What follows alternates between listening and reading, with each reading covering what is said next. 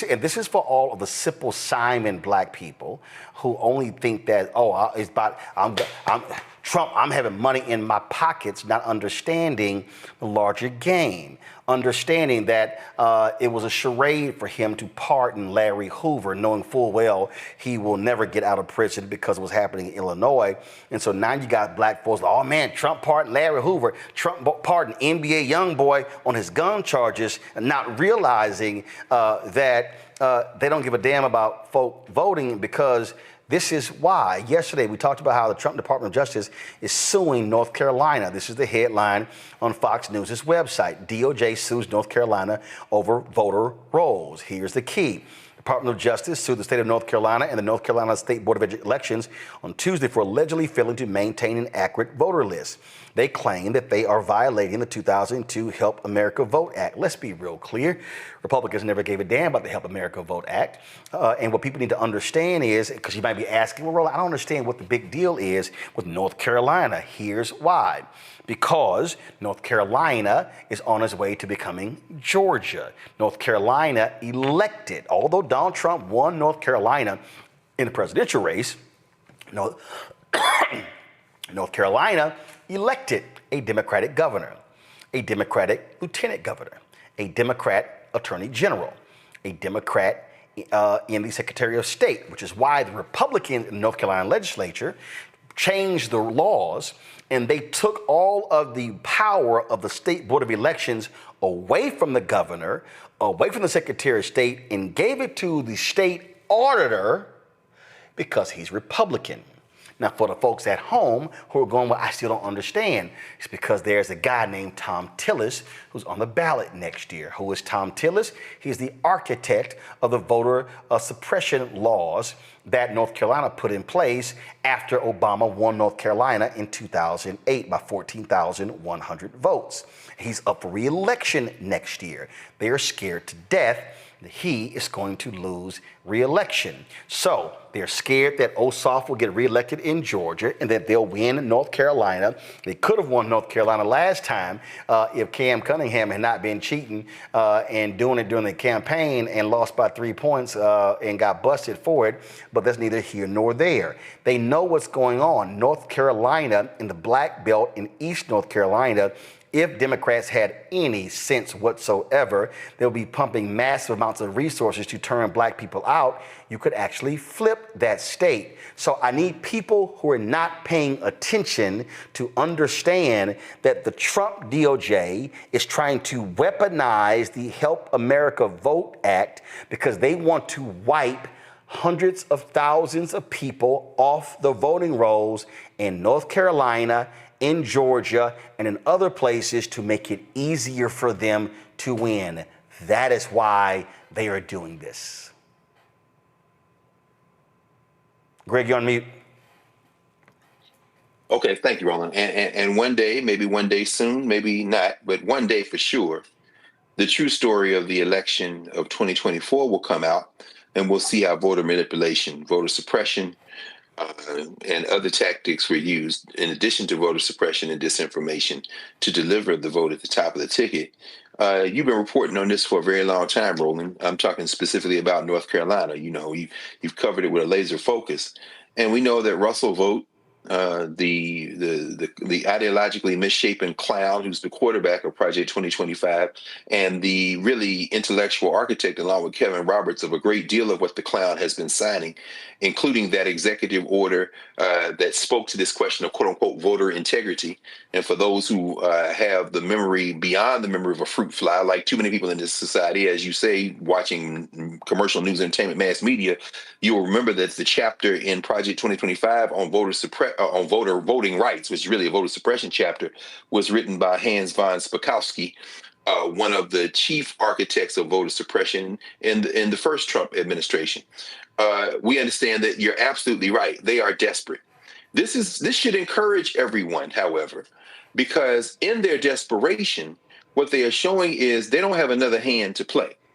Trump today, Rolling Stone reported that he admits misleading Supreme Court about the South Sudan deportations.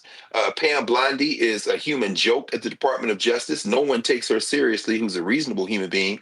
And in doing this, taking these kind of actions, this kind of Orwellian up is down, left is right, day is night, actions like we're trying to protect the vote by trying to put people off the voter rolls in North Carolina, they are energizing the opposition. We saw what happened at Harvard today. The president of Harvard, Alan Graber, got a standing ovation of minutes from students and everyone else. I wish it could have been in time to save Claudia Gay from the hit squad that took her out, but simply people are unifying in opposition. I just rushed back from the National Organization of Black County Officials, a meeting in Birmingham. By the way, Alicia Simmons said hello. You know, your friend from Tarrant County, of course, who you covered extensively here for staring down that racist white county commissioner, and she was in battle with him.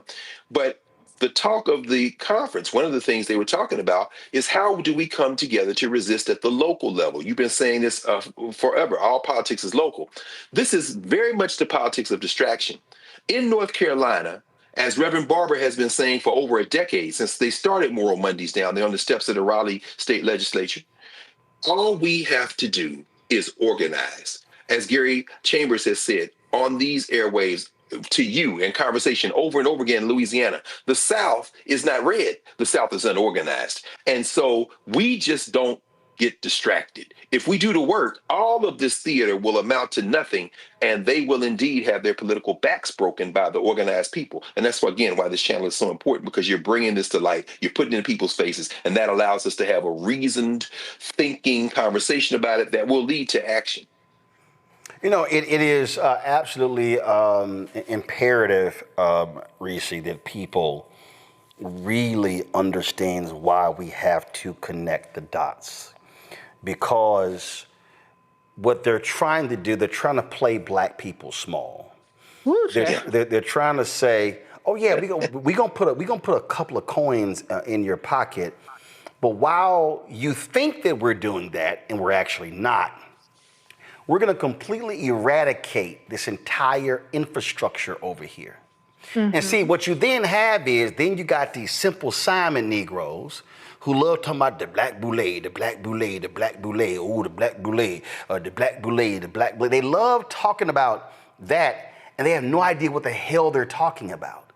They literally have no idea. Oh, and I know those same Simple Simon Negroes gonna be like, well, she just wait, you know, because, you know, he in the boule. Am I in Alpha Phi Alpha Fraternity Incorporated?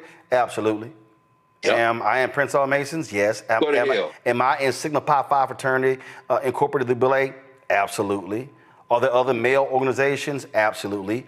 But you got to be real stupid. You got to be real stupid to label all black organizations the black boule, because how in the hell do you think you actually got anything? See, I love these people who proclaim themselves to be super radicals. I love these super radicals who yap on YouTube, who talk about being revolutionaries, and then want to say you're a shield and you're a sellout and all you care about voting for Democrats. When, Reese, it's very simple. What is staring us in the face is Republican, Democrat. Matter of fact, this is what's staring us in the face. William Monroe Trotter and Texas fascists. So let's see here. Okay, I may not agree with everything of William Monroe Trotter, but I damn sure don't agree with any of these fools over here. So why would I ever put them on the same level? And then when people say, well, you know, you just sitting up here, you trying to make us vote Democrat. No, I'm actually trying to get you what reality is and what is staring us in the face. Somebody is going to win. Now, if somebody can actually show me how a third-party candidate has a viable path to winning 270 electoral college votes, I'll happily listen to that.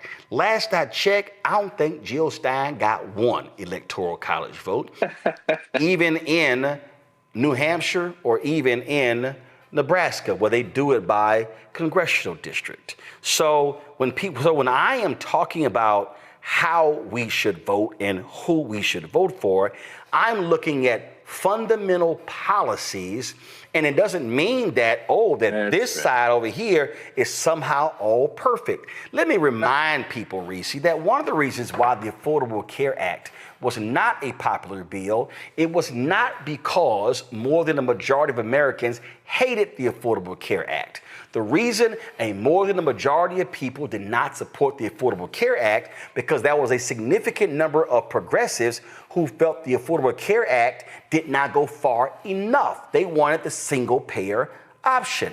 And so when people were talking about the Affordable Care Act, see, the Affordable Care Act is not popular. No, you have to disaggregate. You got to remove the people who wanted to go further than what it did from the people who were opposed to it. If you actually separated that, what you would have discovered is that more people were in favor of the Affordable Care Act than the people who were actually against it. And so when I listen to these folk who talk a good game, who are very theoretical in their approach, when the rest of us are literal in our approach because we're looking at it face to face. I got a Republican attorney general and I've got a Democrat attorney general. And so let's see, who am I more likely to get what I'm looking for? And that Democrat attorney general may not be as progressive. It may not be a Larry Krasner, may not be an Amherst Ayala. It may not be a Marilyn Mosby, may not be anyone like that. But guess what? I can lean on that person more than I can this person who's going to ignore me. That's called real life politics. What we are talking about here is what we call real shit. What we're talking about here is what is happening in real life. These folks over here who are right here with the Texas fascists, they're like, damn, matter of fact, if y'all think that somebody watching, y'all sitting here saying, see, there you go, Roland, you just trying to scare us. I'm glad I show God, thank you for giving me that reminder. Yesterday, as I was on Twitter, looking at looking at some different feeds, the Texas Tribune posted an article talking about how Republicans in the Texas legislature are changing the law. This is what they said right here. Texas property owners can use nearly as much water under their land as they want without facing liability to surrounding landowners whose wells might be depleted as a result. That's unlikely to change even as the state's water supply approaches a crisis. Now, that was one particular tweet that I saw, but the one that captured my attention was the one that I was really, really interested in, and it dealt with the whole issue of how in Texas they were changing the laws that would make it easier for these companies to pollute the water, and then they would be granting them immunity from being sued as a result of that. So if we're talking about, here's the tweet right here. The Texas legislature has given oil and gas companies legal cover to sell wastewater to be treated and released into the state's rivers, lakes, and streams. House Bill 49 protects landowners and companies from liability should consequences arise after they sell or treat the liquid. Now, if I had to hold up one party over the other, the reality is, Reese, one party actually is trying to make sure that our water is not polluted with wastewater and going into public streams. But another party, the Republican Party, is like, yo, we're going to let companies do whatever the hell they want to do, and then we're going to give them immunity to say you can't sue them. So for all of these so-called radicals, so-called revolutionaries, the people who say, oh, man, you shilling for the Democrats, please tell me what your ass gonna do when it comes to clean water. Not a damn thing. That's what they're gonna do, so they can shut the fuck up.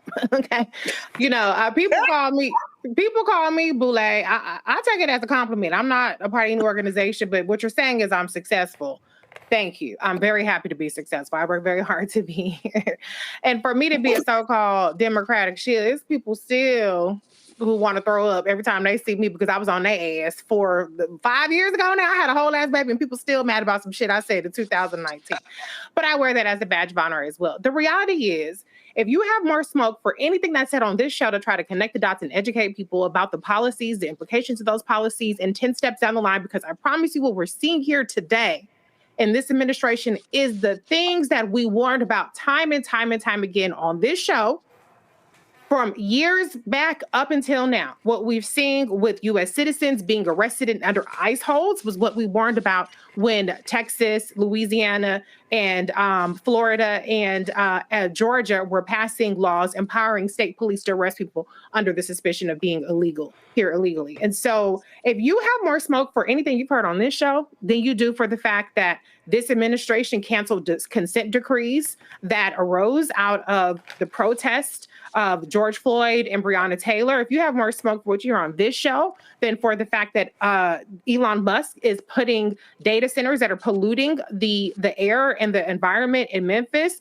if you have more smoke for us and what you hear on this show, which is factual information, than what this administration is doing, fuck you, go to hell, kiss my black ass. How about that? And anybody in the comments and anybody's watching who has a problem with the fact that I said any kind of expletives, an extra double fuck you. Oh my. Nola, you now have to follow that.